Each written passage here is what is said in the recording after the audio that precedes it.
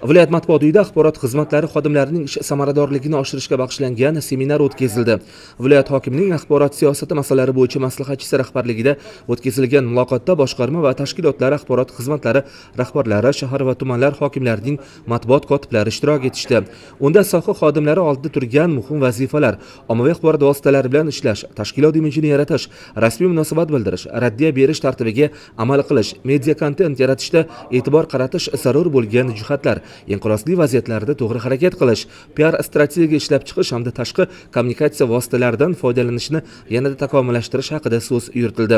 Rasmiy veb-saytlarning yuritilishi, ijtimoiy tarmoqlar orqali ommaga yetkazilayotgan ma'lumotlarni uzatish, tarqatilayotgan axborotlarning xolisligi va tezkorligi bo'yicha soha mutaxassislaridan zarur tavsiyalar ham berildi.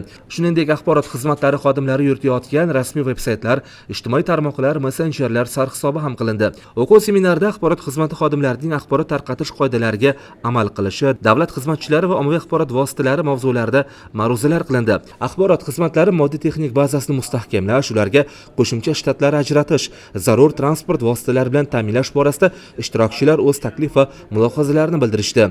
Bugungi kunda jahon internet tarmog'i va ijtimoiy tarmoqlarning aholi orasida ommalashuvi bois to'g'ri va xolis axborotlar bilan birgalikda noxolis va xato g'arazli niyatda talqin etilgan ma'lumotlar ham ko'payib bormoqda. Bu esa ayrim hollarda yetarli darajada bilim va ma'lumotga ega bo'lmagan aholi qatlami, ayniqsa yoshlarda davlat va jamiyat hayoti, siyosat, ta'lim va diniy sohalardagi islohotlar yangilanishlarga ham to'liq ishonch uyg'otishga to'sqinlik qilmoqda.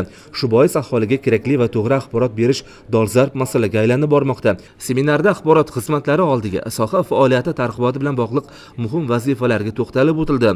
Axborot xizmati xodimi maqola va materiallar tayyorlashi, axborot makoni monitoringini yuritishi, tashkilotning veb-sayti, ijtimoiy tarmoqlardagi sahifalari, mobil messenjerlardagi kanallariga axborot joylashtirishi, foto va video materiallar tayyorlashi, qator media rejalar ijrosini ta'minlashi, ommaviy axborot vositalari vakillari bilan hamkorlikda ishlashi kerakligi qayd etildi. Yakunda muhim vazifalar belgilab olindi.